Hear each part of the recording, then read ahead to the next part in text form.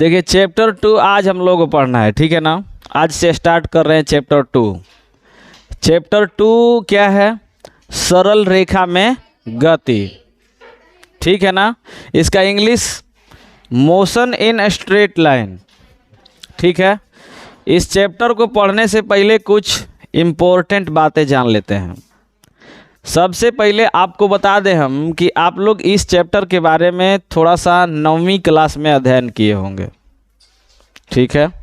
इसके अंतर्गत हम लोग किसी भी वस्तु के गति का अध्ययन करते हैं। किसका अध्ययन करते हैं? गति का, यानी मोशन का, ठीक है ना। पहले जानते हैं मोशन है क्या, गति है क्या। तो मित्र बोल दिया जाए कि कोई वस्तु या कोई कण या कोई पिंड या कोई वस्तु दूगो हो गया, पिंड, वस्तु, कण और पिंड जब अपनी स्थिति समय के साथ परिवर्तित करते हैं।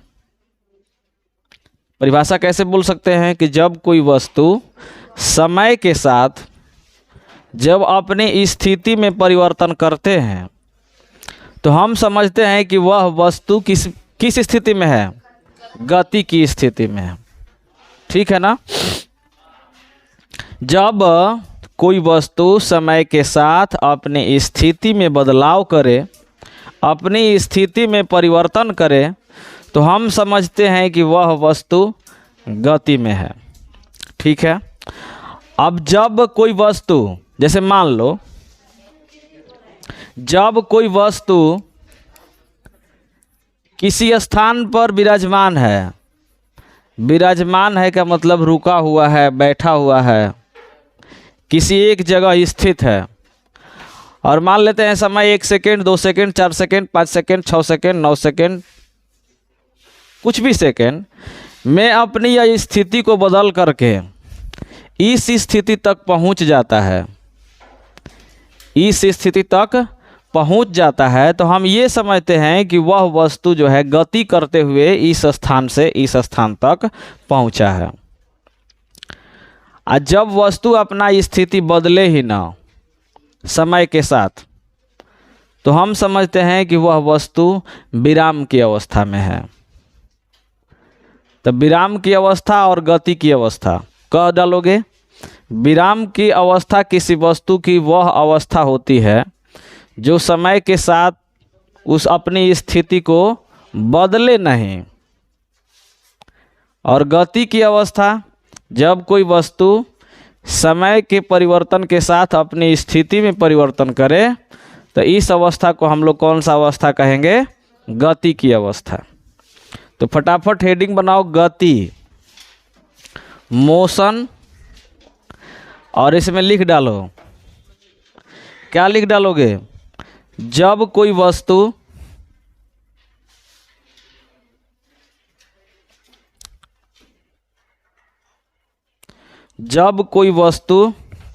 समय के साथ, जब कोई वस्तु समय के साथ अपनी स्थिति में परिवर्तन करता है, अपनी स्थिति में परिवर्तन करता है, तो उस वस्तु को, तो वह वस्तु गति की अवस्था में है। तो वह वस्तु गति की अवस्था में है। तो वह वस्तु गति की अवस्था में है। जैसे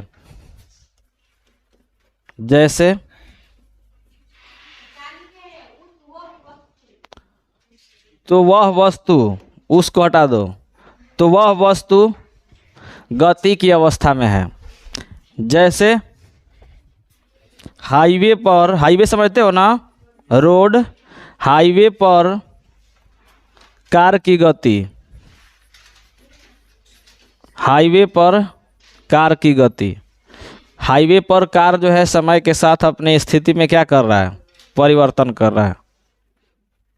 चींटी चल रही है, ये भी गति की अवस्था में है। ठीक है, अब विराम की अवस्था में क्या कहेंगे? विराम की अवस्था किसे कहा जाता है? तो जब कोई वस्तु, इसको भी लिख लो, जब कोई वस्तु समय के साथ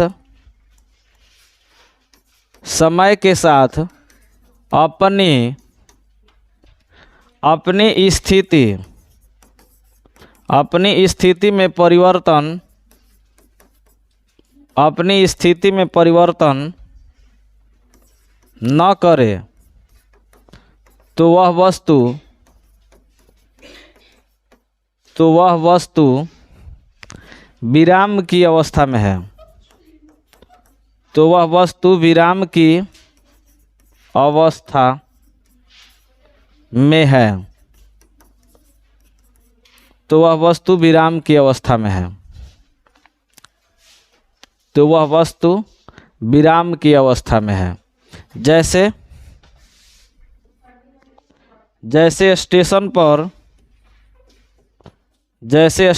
पर खड़ी रेलगाड़ी, जैसे स्टेशन पर खड़ी रेलगाड़ी, जैसे स्टेशन पर खड़ी रेलगाड़ी। ठीक है ना, कोई दिक्कत? जब कोई वस्तु समय के साथ अपनी स्थिति में परिवर्तन ना करे तो हम समझते हैं कि वह वस्तु विराम की अवस्था में है। और समय के साथ जब अपनी स्थिति को बदल दे, मतलब अपना ये स्थान छोड़ करके दूसरे स्थान पर चला जाए, तो हम ये समझते हैं कि वह वस्तु गति की अवस्था में है। और हम जानकारी के लिए बता दें कि इस दुनिया की लगभग सभी वस्तुएं, इस दुनिया की लगभग सभी वस्तुएं प्रत्यक्ष तथा अप्रत्यक्ष रूप से गति में है। दुनिया की लगभग सभी वस्तुएं प्रत्यक्ष रूप से या देखो, प्रत्यक्ष का मतलब होता है जो दिख रहा है, अप्रत्यक्ष जिसको हम देख ना सकें। हम यहाँ खड़े हैं, मान के चलो, हमारे शरीर के अंदर बहुत सारी गति हो रही है, जैसे ब्लड का सर्कुलेशन, हमने जो श्वसन लिया है उसमें से ऑक्सीजन का सर्कुलेशन हो रहा है कि नहीं हो रहा है? पूरे शरीर में वो क्या हो रहा है, विचरण कर रहा है, घूम रहा है। तो दुनिया की लगभग सभी वस्तुएं या तो प्रत्यक्ष रूप से या तो अप्रत्यक्ष रूप से गति में है। अब बबुआ रे, किसी भी वस्तु, कण या पिंड की गति को समझने के लिए सबसे पहले हमें समझना होगा निर्देश तंत्र। क्या समझना होगा? निर्देश तंत्र। तो निर्देश तंत्र हेडिंग बनाओ, निर्देश तंत्र। ये नया शब्द नहीं होगा, लेकिन तुम लोग अभी नाम सुना है पहली बार, इसलिए नया लग रहा होगा। चित्र देखोगे तो समझ जाओगे वही है निर्देश तंत्र। इसका इंग्लिश होता है frame of reference. Frame of reference, frame of reference.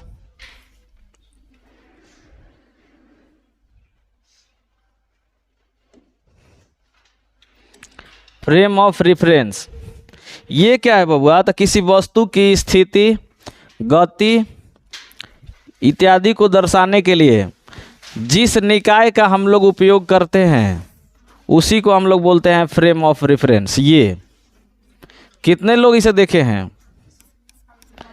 अब कह दोगे सभी लोग देखे हैं। यही फ्रेम ऑफ रेफरेंस और कुछ नहीं है।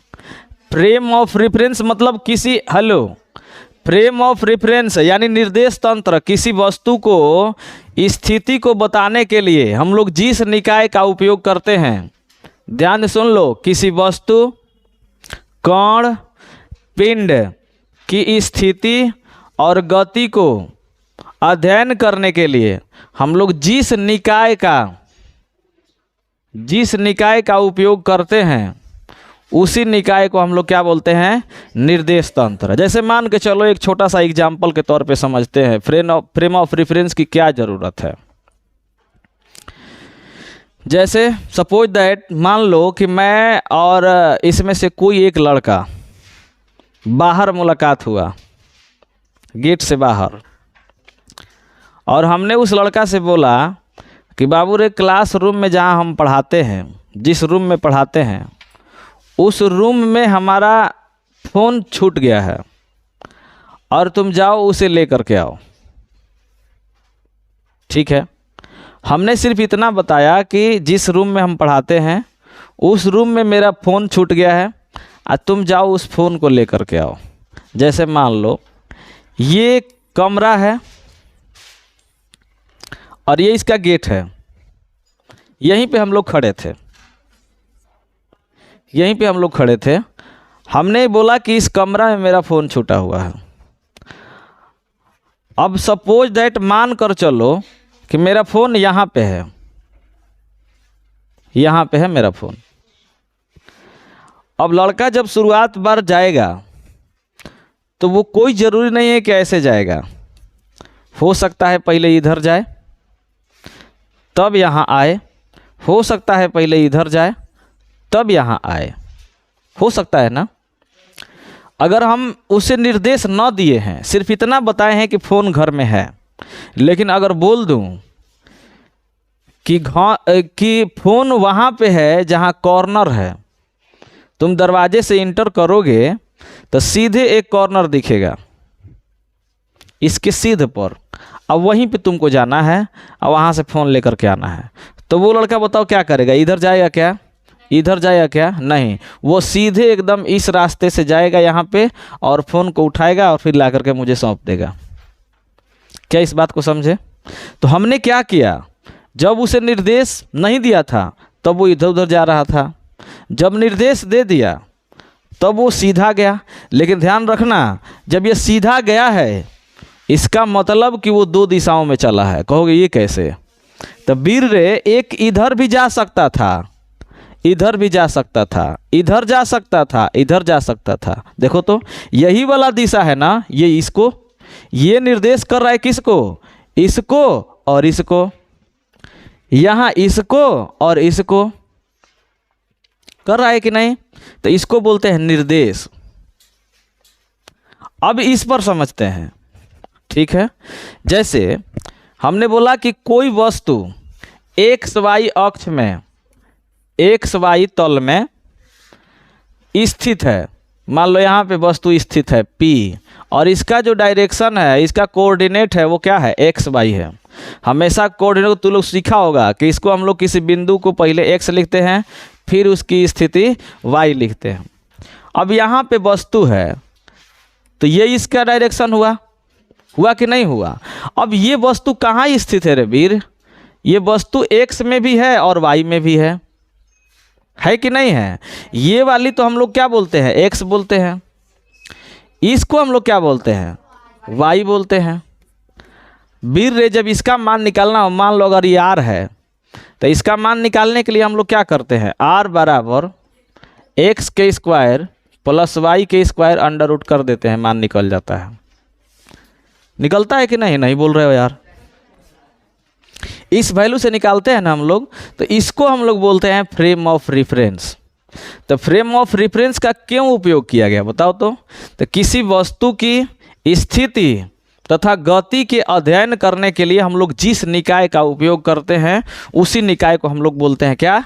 निर्देश तंत्र। बात समझे ना? अब निर्देश तंत्र में कोई ज़रूरी नहीं है। अच्छा, निर्देश तंत्र इस तरह से, इसके अलावा हम 3 दिशाओं वाले निर्देश तंत्र का उपयोग कर सकते हैं। 3 दिशाओं वाला। तीन दिशाओं वाला कैसे? ये और ये, एक्स, वाई और जेड। दुनिया की सभी वस्तु या तो एक विमीय गति कर सकती है, या तो एक दिशा में जा सकती है, या तो दो दिशा में जा सकती है, या तीन दिशा में जा सकती है। जैसे एक दिशा में वस्तु को चलने का अगर बोला जाए तो वो सीधे एक दिशा में चल रहा है, सीधे चल रहा है, सरल रेखा में चल रहा है। दो दिशा की बात करें तो टेढ़ा मेढ़ा चले। टेढ़ा मेढ़ा चलने का क्या मतलब है? जैसे मान लीजिए रास्ते में चींटी चल रही है, यू सीन चींटी, ललकी एंड करी की, ओके। अब चींटी रास्ते में चल रही है, अब बीच में पहाड़ लेखा शरीर, हाथाना भारी भरकम शरीर लेकर हम खड़े हो जाएं, वो हमको देख कर डर जाएगी? नहीं डर जाएगी? गजी बात बतियाते हो तुम लोग। और रास्ता में जहाँ चल रही है वहाँ पैरवा नीचे रख दे तो क्या करेगी? वहाँ से जाएगी, पहले तनका छुआएगी, उधर से घूम जाएगी। देखे हो घूमते हुए? चींटी दीवार पे चल रही है, लक्ष्मण रेखा खींच दो, बेचारी इधर उधर जेने तेने फैल जाएगी। तो इसका मतलब सीधे जा रही थी तो सरल रेखा में गति, और जब घूम गई तो दो दिशाओं में गति। अब तीन दिशा में गति कैसे होगा? तब मान लो हम हेजा से चल, सुन लो, ये सब यही पर है, बोर्डे पे है, देखो। अगर इधर सीधे चल जाएंगे तो एक दिशा में गति, और इधर चल जाएंगे तो दो दिशा में गति, क्योंकि इधर भी चले और इधर भी चले। लेकिन मान लो यहाँ से हई से चल दे, यहाँ आकर रुक जाए, तो बाबू अरे वो नहू गए, ए नहू गए, हे नहू आ गए। इसका मतलब ये तीन दिशाओं में गति होता है। तो तीन दिशा में गति कौन करता है? हम भी करते हैं कहियो। मान लो कूदी फानी वाला दिन आता है, नाग पंचमी के दिन कूदता है खूब आदमी ऐसे ऊपर, देखो कि नहीं देखे हो? अरे यार ऊंची कूद नहीं फानते हम लोग, ऊंची कूद लंबी कूद फानते हैं। तो जब लमका कूदवा फानते हैं, हाँ धुहवा फानते हैं, तो एकदम वैसे फानते हैं, उछड़ते हैं। अच्छा ये चिड़िया मान लो यार उड़ गई, चिड़िया उड़ेगी, तीन दिशाओं में उड़ेगी, वो केहरो उड़ सकती है बेचारी। नीचे से बैठी थी आराम से फुर्र से उड़ गई, इधर भी गई, इधर भी गई, ऊपर भी गई। तो वो बाद में बताना है, लेकिन तीन दिशा समझ गए, एक एक्स, वाई और जेड। फ्रेम ऑफ रेफरेंस समझ गए? फ्रेम ऑफ रेफरेंस या निर्देश तंत्र के बारे में लिख डालो। क्या लिख डालोगे? लिख डालो वैसा निकाय,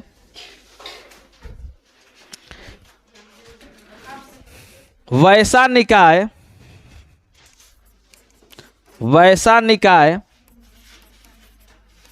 जिसके अंतर्गत, वैसा निकाय जिसके अंतर्गत किसी वस्तु के, जिसके अंतर्गत किसी वस्तु के स्थिति, किसी वस्तु के स्थिति, गति इत्यादि का अध्ययन किया जाता है, इत्यादि का अध्ययन किया जाता है, उसे निर्देश तंत्र कहते हैं। उसे निर्देश तंत्र कहते हैं। उसे निर्देश तंत्र कहते हैं। अब चित्र बना लेना दोनों, ये वाला और ये वाला, उसे निर्देश तंत्र कहते हैं। दोनों बना लो।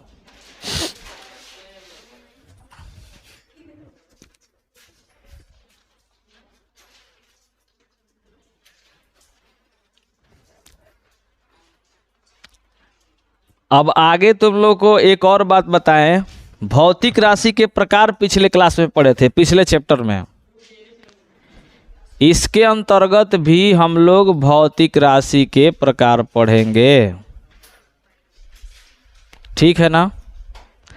अब यहाँ जो भौतिक राशि के प्रकार पढ़ेंगे, पिछले वाले भौतिक राशि के प्रकार से बिल्कुल अलग होगा, ठीक है ना। नोट कर लिए?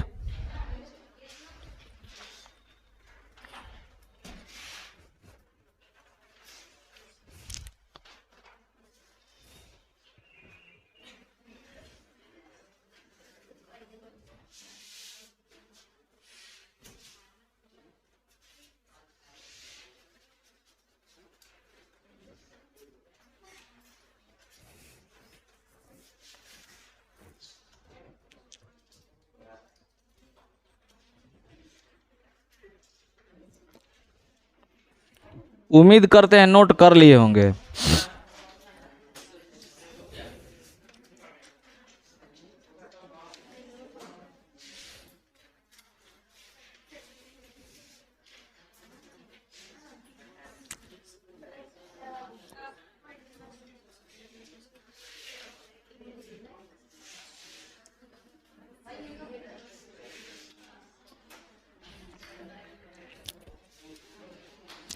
चले आगे बढ़े का?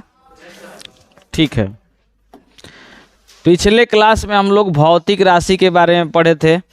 भौतिक राशि के प्रकार देखे थे, दो प्रकार के, एक मूल राशि और दूसरा व्युत्पन्न राशि। अब आओ भौतिक राशि के और प्रकार बताते हैं। भौतिक राशि यह दिशा के आधार पर, किसके आधार पर? दिशा के आधार पर। चूंकि देखो यहाँ पे दिशा की बात हुआ है, देखो इसमें इधर दिशा, इधर दिशा, इधर दिशा, इसलिए हम लोग अब भौतिक राशि को दिशा के आधार पर पढ़ेंगे। भौतिक कौआ क भौतिक, भौतिक राशि दिशा के आधार पर। दिशा के आधार पर बबुआ भौतिक राशि दो प्रकार के होता है। एक होता है अदिश, अदिश स्केलर, स्केलर क्वांटिटी। दूसरा होता है सदिश, वेक्टर क्वांटिटी। बोलो नहीं, देखो बोलोगे तो ठीक नहीं लगेगा बबुआ रे। भौतिक राशि दिशा के आधार पर क प्रकार के? दो प्रकार के, एक अदिश और दूसरा सदिश। अब नाम से ही तुम लोगों को पता चल रहा होगा, अदिश वैसी भौतिक राशि जिसमें दिशा न हो, चाहे जिसे दर्शाने के लिए दिशा की जरूरत न पड़े। इसमें कह देगा वैसी, साथे साथे लिख लो, वैसी भौतिक राशि, वैसी भौतिक राशि जिसे व्यक्त करने के लिए, व्यक्त मतलब प्रदर्शित, व्यक्त करने के लिए, व्यक्त करने के लिए दिशा की आवश्यकता न हो, दिशा की आवश्यकता न हो, अदिश राशि कहलाती है। अदिश राशि कहलाती है, अदिश राशि कहलाती है। वैसी भौतिक राशि जिसे व्यक्त करने के लिए दिशा की आवश्यकता न हो, उसे हम लोग क्या कहते हैं? अदिश राशि। और सदिश में क्या कह देंगे रे वीर? वैसी राशि, वैसी राशि जिसे व्यक्त करने के लिए, जिसे व्यक्त करने के लिए, व्यक्त करने के लिए दिशा की जरूरत हो, दिशा की आवश्यकता हो, दिशा की आवश्यकता हो, सदिश राशि कहलाती है। सदिश राशि कहलाती है, सदिश राशि कहलाती है। अब तुरंते समझ जाओगे, पहले टिप लो बढ़िया से, फिर से एक बार परिभाषा मिलाइए लेना। वैसी भौतिक राशि जिसे व्यक्त करने के लिए दिशा की आवश्यकता हो, न हो, सॉरी, उसे अदिश राशि कहते हैं। और वैसी भौतिक राशि या वैसी राशि जिसे व्यक्त करने के लिए दिशा की आवश्यकता हो उसे सदिश राशि कहते हैं। अब 9वीं क्लास में तू लोग परिभाषा थोड़ा सा अलग पढ़ा होगा। सदिश में पढ़ा होगा वैसी राशि जिसमें परिमाण एवं दिशा दोनों हो। तो परिमाण तो दोनों में रहता ही है, कोई दिक्कत है ही नहीं। हमने सिर्फ दिशा की बात किया ना, एगो में दिशा नहीं रहेगा दूसरे में दिशा रहेगा, बस सिंपल परिभाषा। परिमाण तो दोनों में है। अब आइए हम समझने का प्रयास करते हैं कैसे हम बोल देंगे कि इसमें दिशा नहीं है। बताएं का, समझाएं का, आगे बढ़ें का। ओके, तू लोग लिख ले लू जा।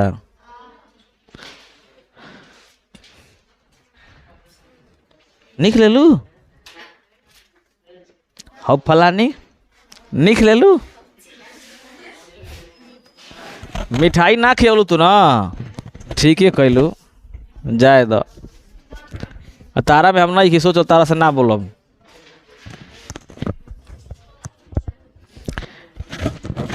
खाई लड़का में 3-4 गोड़ा केन कौन कौन मिठाई खिलाया था एक दिन श्रीसिया होटल पे, लड़की कोनो खिले नहीं किसान। अरे यार मैट्रिक के रिजल्ट के मिठाई ना खिबो हमरा के आए। हाँ फेल आए रहे तो जाके रेल चला होता हूँ। अब सोच लो आइल में फेल है, जाके निकालते तेल, पोर साल जाके चल रेल, पकड़ा दिहन चल दिहन जेल, घर अल पे एको दिन ना हुई बेल, खत्म हो गई जिंदगी खेल, काम खत्म। लो गजी बाल बा, चला जाए का बबुआ रे। आइए समझते हैं हम लोग सदिश और अदिश के बारे में। एकदम ध्यान समझना, एकदम प्यार से समझने का, गत्ते गत्ते समझते हैं हम लोग। इसमें बोल दिया गया जिसमें दिशा ना हो। हेलो, 2-4 गो हम लोग जैसे एग्जाम्पल देख लेते हैं। जैसे हम बात करें रे वीर, जैसे बात करें द्रव्यमान की, जैसे बात करें किसकी, द्रव्यमान की। जैसे मान लो कोई वस्तु का द्रव्यमान अगर 5 किलो है, किसी वस्तु का द्रव्यमान अगर 5 केजी है तो 5 केजी को बताना होगा, तो 5 केजी सिर्फ लिख दोगे तो पर्याप्त है। अब कहोगे 5 केजी पूर्व दिशा में, 5 केजी ऊपर, 5 केजी नीचे नहीं ना कह सकते हो जी। इसका तात्पर्य ये है कि इसमें दिशा की कोई ज़रूरत नहीं है। लेकिन बीरा रे इसमें आ जाओ, इसमें बल, हाँ बल की बात किए हैं बबुआ, एफ फोर्स। अब हम बात करें कोनो वस्तु पे बल लग रहा है तो किस दिशा में लग रहा है। मान लो एगो वस्तु है भाई, आई वस्तु रखा हुआ है m द्रव्यमान का, तो कोई कह रहा है कि इस पर बल लगा है 5 न्यूटन का, 5 न्यूटन का। तो बताओ किधर लगा है बल। हम इधर भी लगा सकते हैं, इधर भी लगा सकते हैं, ऐसे लगा सकते हैं, ऐसे लगा सकते हैं, होइसे लगा सकते हैं, ऐसे लगा सकते हैं। अगर ये नीचे रखा हुआ है किसी ज़मीन पर तो हम इतना कर सकते हैं, ऊपर से दबा भी सकते हैं, उठा भी सकते हैं, उधर भी खींच सकते हैं, उधर से ठेल भी सकते हैं, इधर से भी ठेल सकते हैं, इधर से खींच भी सकते हैं, है कि नहीं। मतलब बल एक कौन राशि है। तो एक बात जान जाओ, एगो छोटा सा ट्रिक बताते हैं तुम लोगों को।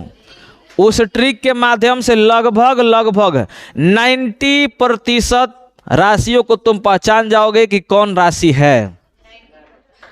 90%, 10% की कोई गारंटी नहीं है। अगर कोई बहुत बड़का डॉक्टर साहब भी होंगे, अब मान लो तुम्हारी होने वाली बीबी हो गई, शादी विवाह हो गया, प्रेग्नेंट हो गई बेचारी, कहीं डिलीवरी वाला केस आ गया, अस्पताल में जाओगे तो डॉक्टर साहब करेंगे, देखिए जच्चा और बच्चा दोनों का खतरा है, तुरंत ऑपरेशन करना पड़ेगा, नहीं तो दिक्कत है।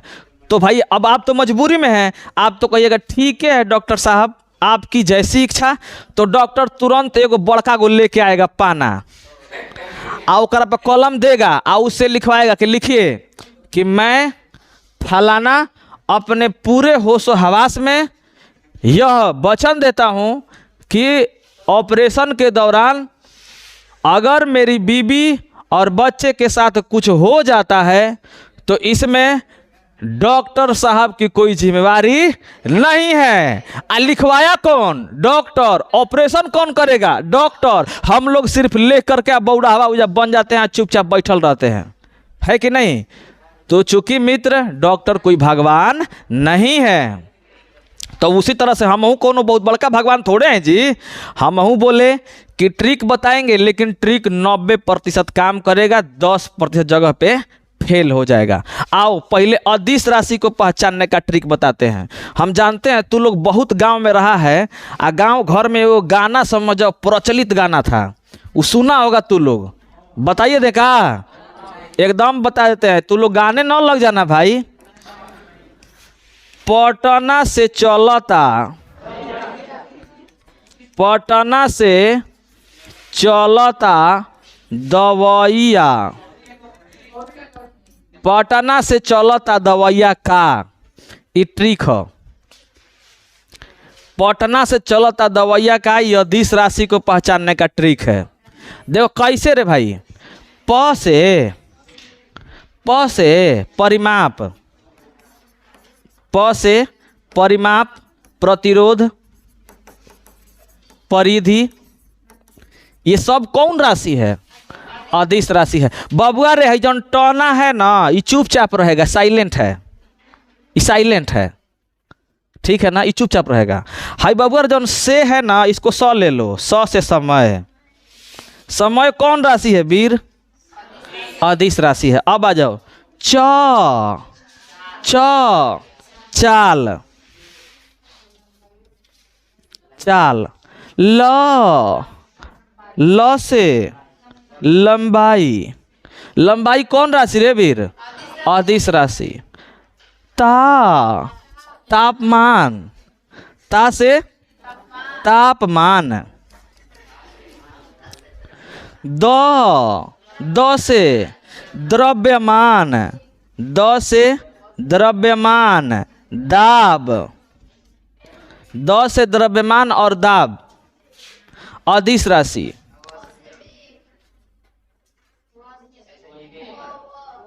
ई, हेलो, ई। अच्छा वो ओ माय गॉड, वो है का? ओ हो वो बबुआ रे, नॉट वेग, वेग सदिश राशि है। ना ना ना ना ना, चुप चुप। विद्युत धारा, विद्युत धारा, विद्युत आवेश, विद्युत आवेश, विद्युत धारिता, ये सब कौन राशि है? अदिश राशि है। ई बबुआ रे, ई को हम ऐसे अंग्रेजी में लिख दे का? अंग्रेजी में ई लिख दें। ई से क्या होता है रे वीर? एनर्जी। एनर्जी मतलब ऊर्जा। ऊर्जा कौन राशि? अदिश राशि। हे आ के हम ऐसे लिख दी का? ऐसे आयतन, आयतन कौन राशि? अदिश राशि। कार्य, का से कार्य। लगभग 90% काम करेगा, याद कर लेना। अब आ जाओ सदिश के ट्रिक, सदिश के ट्रिक। यहाँ विद्युत धारा, विद्युत आवेश, विद्युत क्या बोलते हैं, विद्युत धारिता, ये सब छोड़ करके जातना भौतिक राशि में व एवं ब आ जाए, आधा चाहे पूरा, वो सब सदिश राशि है। जैसे जैसे वेग, बल, विस्थापन, विस्थापन, त्वरण, त्वरण, विद्युत क्षेत्र, विद्युत क्षेत्र। लगभग 90% ही काम करेगा, 10% विश्वास न करना, ठीक है ना? याद कर लोगे पक्का? सही में। आज कहाँ तक? यहीं तक। अगले दिन से हम लोग दूरी और विस्थापन पढ़ेंगे।